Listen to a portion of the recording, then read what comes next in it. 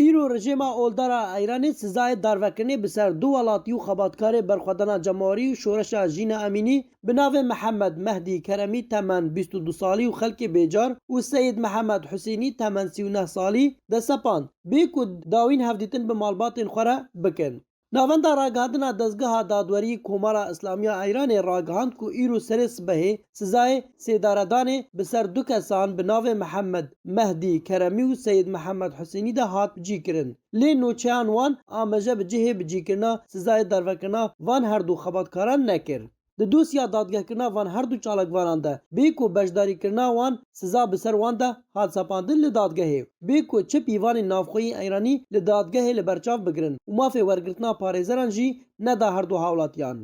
محمد مهدی کرمی د مراسم چروژیا ماتمینیا چالکوان حدیث نجفی جعالی هزن حکومت کومارا اسلامیه ایران و هاتو بو رواندن. بنامالاوی دازانین کو محمد مهدی د دما گرتی بو د زندانه ده دبن اشکنجه درندانه و هوونه یا جانی و جسدی ده بو گلک جارا گفا دزدریجا سکسی جی لی هاتو بو کرن.